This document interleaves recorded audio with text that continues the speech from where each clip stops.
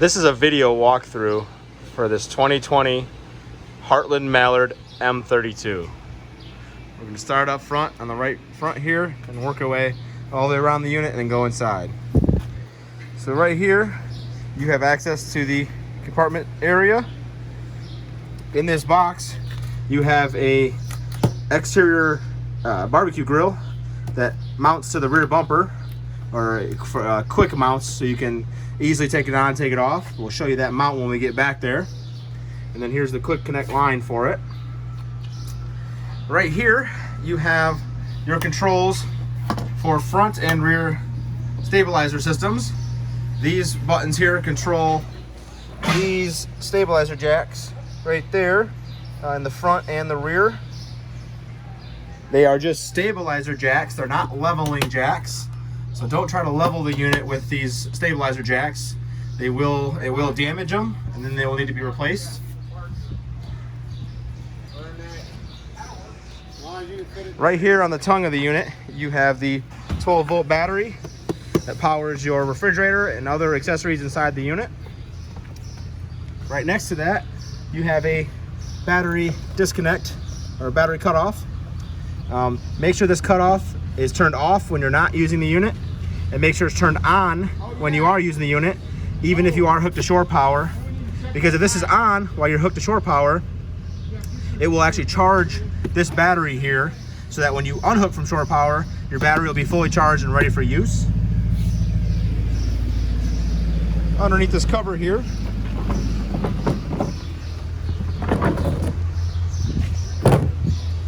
you have two 20-gallon propane cylinders.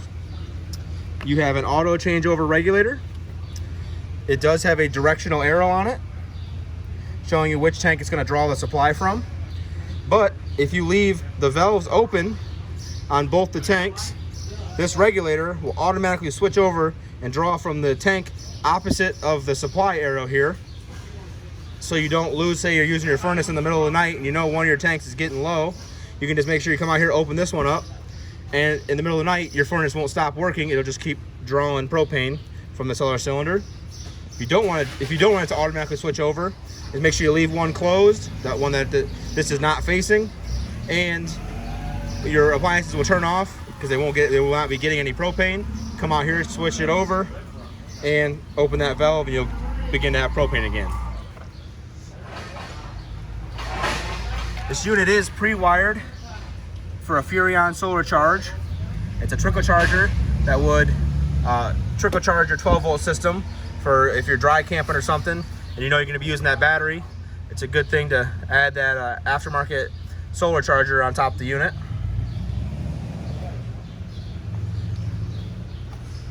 This is the other side of that access, storage access. Right here is the switch for the lights on the front of the cap. These lights right here on both sides. And then to operate these lights in here, you just push that middle button, and the lights come on, push it again, lights turn off. Right next to this compartment will be your vehicle VIN information, tire inflation information, and gross vehicle weight ratings.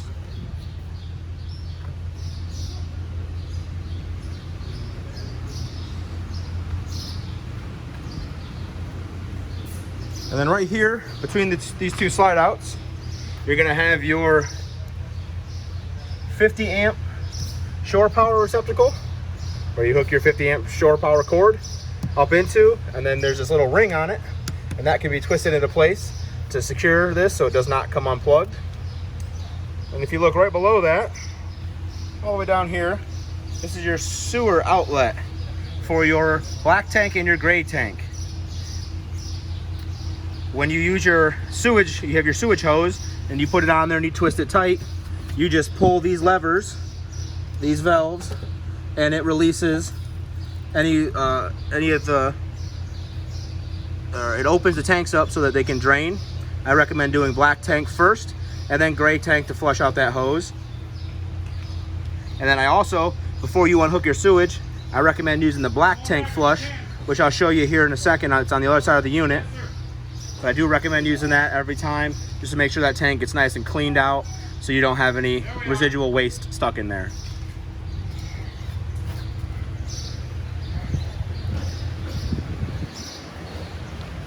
And underneath the back here, those are the rear stabilizer jacks with those controls up in that front compartment. Just showing you the jacks back here.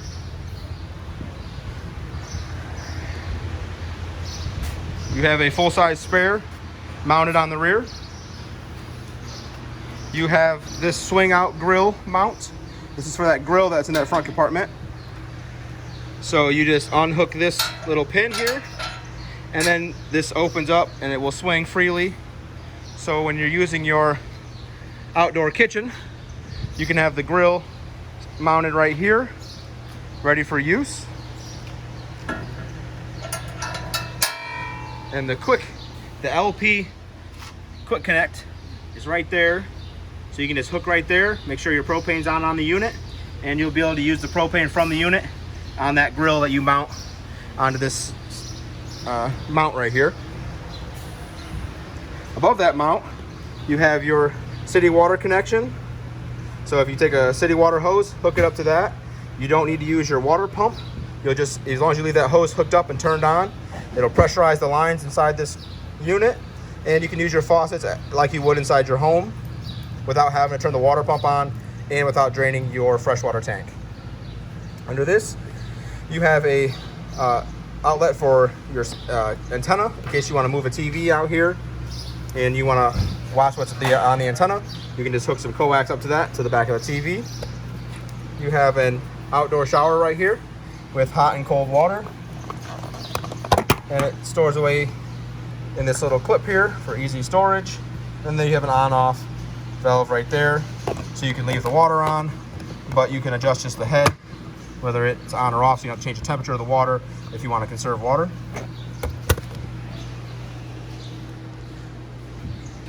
And then your outdoor kitchen here, you have two outlets, GFI protected outlets, and then you have another antenna mount or cable, an antenna cable mount for hooking a TV up out here if you'd like. This mini fridge has a strap for travel.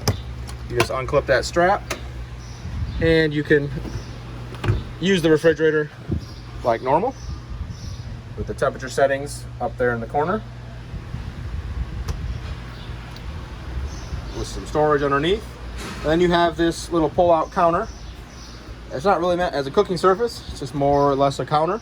Some added counter space out here with the sink and some overhead storage above the sink. And then this light switch right here controls the light for the outdoor kitchen.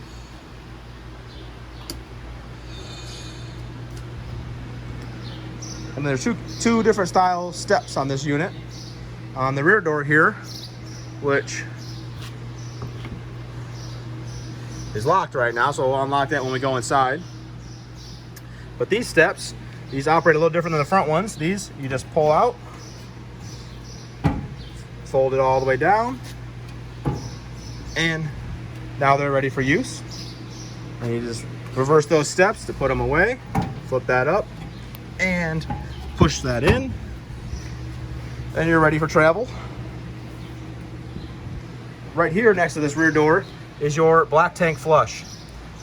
When you're using this black tank flush, when you're dumping your black tank, a gray tank, well, black tank, you hook a city water hose up to this, turn that city water hose on, and it will flush that black tank out to help get any debris or anything that's caught up in there, help flush that tank, keep that tank as clean as possible. Right here is the exterior access to your furnace. It's also the exhaust vent for the furnace. So when the furnace is on, be careful because this metal right here does get pretty hot, and the gases coming out of this will be quite warm as well. So just use caution when the furnace is on. This right here is the exterior access for the refrigerator. It's where the 110 outlet will be located and the 12-volt hookup will be located for the refrigerator. To open this access panel, you just turn these to the upright position, Do it to both of them, it will unlock it, and you pull this away to access behind the refrigerator. Right next to all that, you have your freshwater fill. When you want to fill your freshwater, you just open this up, stick your hose in there, let that fill all the way up. You'll be able to go inside the unit and watch the tank readout to know when it's full. You want to be careful overfilling this. You just want to make sure it's full, not over full. And then right below that, you have another 110 outlet that is also GFI protected. Above that, you have your 2 exterior speakers for the radio located inside the unit. Then you have your water heater. To open this up, you just turn this little knob here and it slips right out of there. This door will just come down and hang. The drain plug for the water heater is right here. If you plan on using your water heater, you want to make sure it is full of water first before you turn it on, because you do not want to turn it on without any water in that tank. You could potentially damage the heating element, which would require it to be replaced, potentially requiring the entire water heater to be replaced. If during operation, when you're using this thing, if you notice it's dripping a little bit, come out here and kind of flick this valve just real easy. And that should create the little air pocket in there that you need to prevent that from dripping.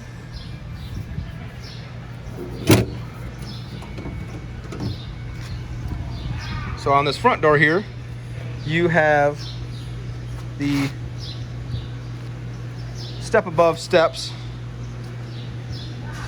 right here. To operate these steps, you make sure the door is all the way open, and then you just reach at the steps and you just pick right up on the steps and they'll go up, and you'll hear an audible click from this mechanism right here, and now they're locked in place. To lower these MoRide steps, you just pull this out, grab this handle right here, pull it towards yourself, and you can lower the steps. You do want to make sure the steps are as level as possible, because if they're not level, you can potentially hit the bottom edge of this door right here, damaging the door. So you want to make sure they're nice and level. And to level them with the ground you're putting them on, the feet right here are adjustable, several adjustment holes. All you do is you push this pin out, it comes out right here, and then you can slide that step in a couple holes, out a couple holes, whatever you need to make sure it's secure and flush so you don't damage the door or potentially fall off these steps because they're unlevel. Just make sure those pins are nice and pushed all the way in.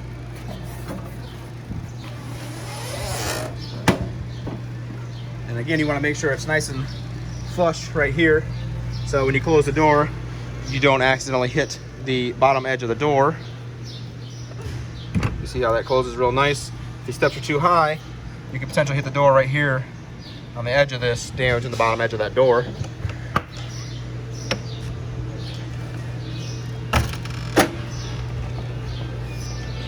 So right here on the inside, first thing we're going to see is the slide out control and the awning controls.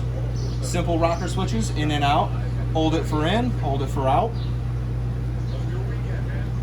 And then you have another 110 outlet right here. Looking to the right, this is the master bed area with 2 mirrored storage cabinets, some lighting over the bed. You just push those little center buttons on it, turn the lights on. And you also have these doors that act as dividers to make this into a bedroom. They have these little travel locks on them. You just turn the knob on it, move the strap, and now the door slides freely.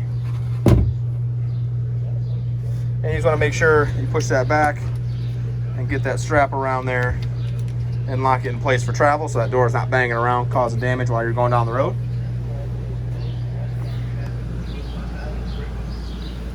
There's also some storage underneath the bed.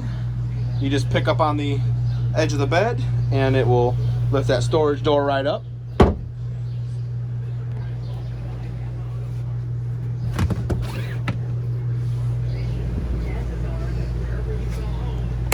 This light switch right here controls that light above the bed. Also, this right here is your carbon monoxide detector. So make sure you keep batteries charged in that.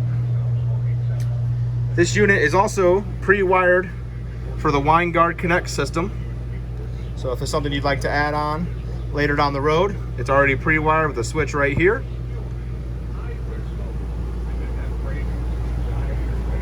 Looking to the left, you have switches for the lighting in here. These switches control the lights, different lights in here, and the awning light as well. And then this middle switch here is for the porch light.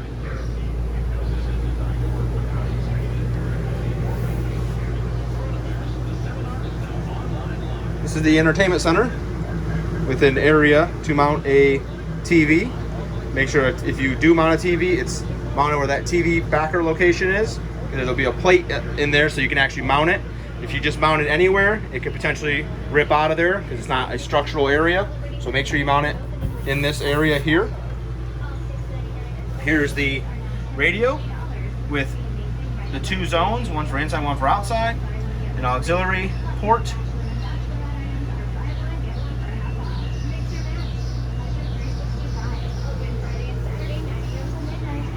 And this window right here in the bedroom is an emergency exit window. So in case of emergency and you can't get out the door, you would use this window. So to operate this window, there's this little tab here.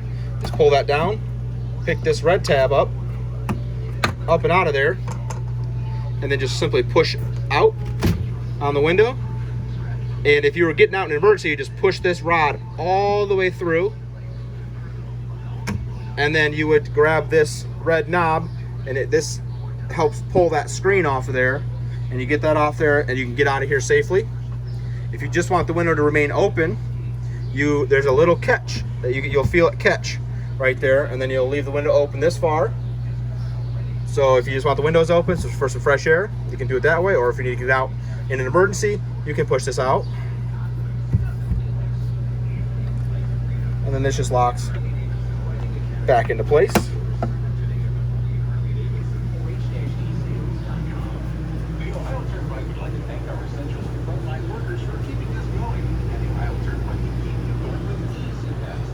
So here you have the sofa, which folds up and out into a bed. And in order to do that, you just pull the cushions out of the way, set them aside, and then you just pick up on the couch and it picks up. And then you want to make sure that this leg right here, it's got this bar, is in the upright position like that, so that when you put the couch down, and make sure this one also is in the upright position, so that when you put the couch down, it has something to sit on, doesn't fall down. And then you just flip this down like that. You can put the cushions back up there or leave them off, and you now have somewhere to sleep. And then you just reverse those steps to close it up.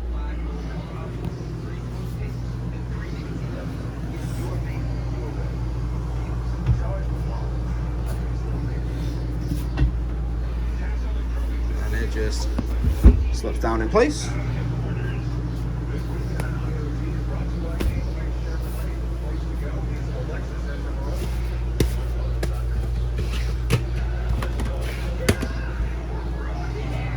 And then right here, you have some more light switches. This one controls over the dinette, and this one controls the lights inside these cabinets. This dinette also folds into a sleeping area. You just pull this table right up. It's just pressed in place on these poles. So if you want to turn this into a bed, you just pick the top of the table up, pulling these poles out, and then you set the table down on these little blocks that go all the way around the dinette, and then you reposition the cushions so you're sleeping on cushions. You also have another emergency exit window right here. This one functions a little different than the one in the bedroom. This one you just unlatch the handle and then you slide it wide open, and you can safely exit in case of emergency.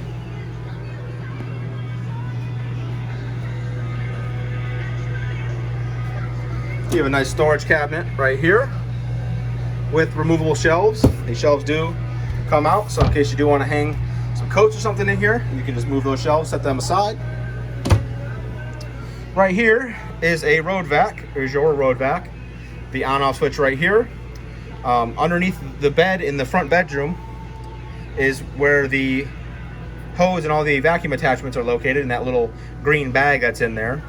When you want to use it, you just slide that open, put your hose in there, and now you have a vacuum.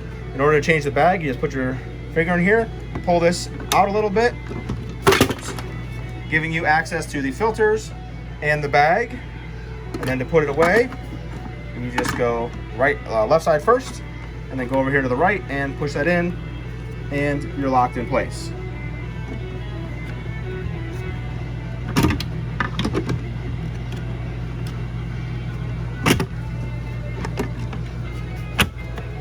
So right here below this, you have your breaker box / fuse panel. It'll have all the fuses in the unit and all the breakers, like a triple breaker. It's all located right here. And this just pushes into place with a simple click.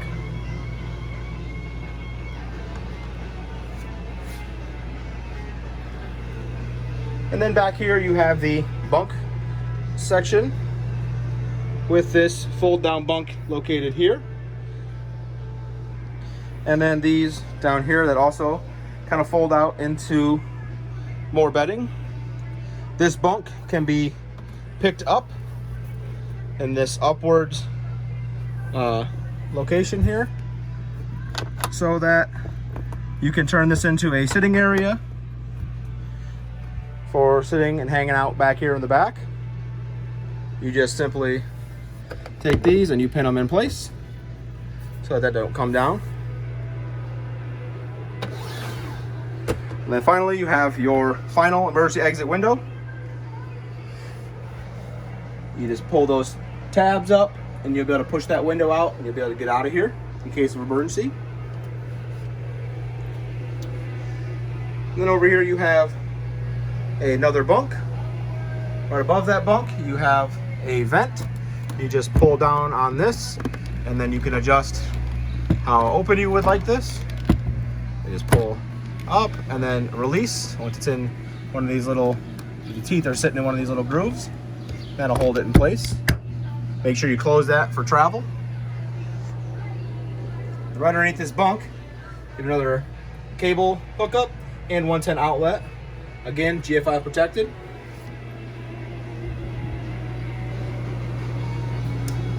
This light switch right here controls these lights in the bedroom or in this bunk room. This switch right here controls this slide out in the bunk room. Simple rocker switch. Hold it for in, hold it for out. And then right on the other side of the bathroom door, you have your thermostat.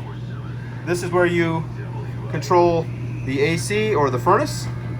You just touch it once to wake it up, and then either you leave it on that for furnace, that's your furnace, it says furnace, turn it off, or leave it on auto with the AC cooling. To adjust temperature, you just push these buttons, these arrows right here to adjust temperature. You can accidentally put this into Celsius over Fahrenheit by holding these two buttons at the same time, so that switches into Celsius. So if for some reason you come in here and it says 16 degrees, it's not actually 16 degrees in here. It's just got actually bumped into Celsius, and you just push those two at the same time, switching it back over to Fahrenheit.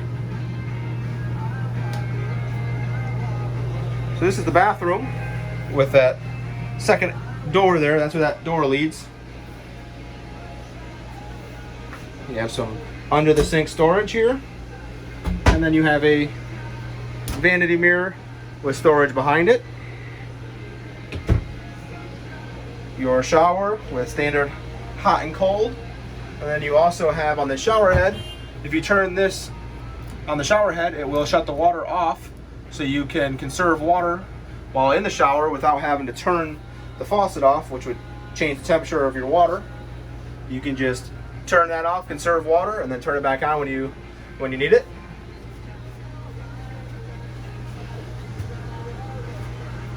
And right above the sink here is your exhaust fan and vent for the bathroom. It functions the same as the one in the back bedroom. You just pull this down, and this switch right here controls the fan. And this switch right here controls the lights. And then right here is your tank readers and your water pump and your water heater controls. To turn your water heater on gas, you go to the LP water heater switch. You turn that on to run it on propane or LP. You would use the electric water heater button to turn it on electric. And then again, your water pump right here. You want to use the freshwater tank and use your faucets or your shower. You want to make sure that water pump's on and your freshwater tank has water in it. These readouts right here, pretty easy to understand. You just hold the button and it shows you the readout right there.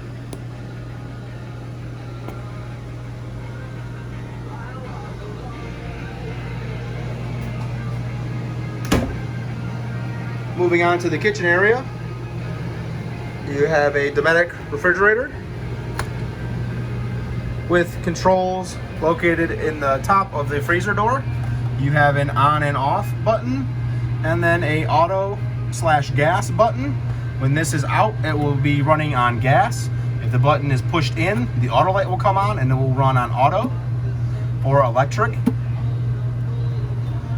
The temperature controls for the refrigerator will be down here.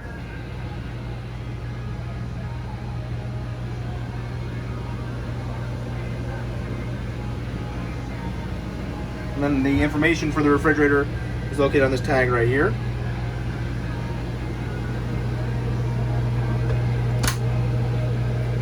You have a Furrion oven here. In order to move this out of the way for cooking, you just simply pull up on it. It folds back, and then you fold it up, and it creates like a little splash shield there for doing some cooking. On your controls here, you have this button which controls the lights. You have this, which is your igniter, which will send a spark to each one of those burners. You just turn the burner on, flip that igniter a couple times, it'll light that burner.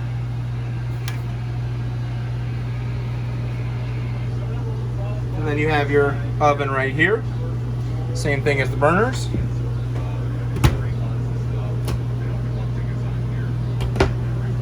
Right above that, you have your microwave. And then you have the lights and the fan controls for this hood range vent. And then you have your sink with these removable covers and with the pull-out hose for doing the dishes. Then underneath the sink, you have some storage areas and a couple drawers for storage.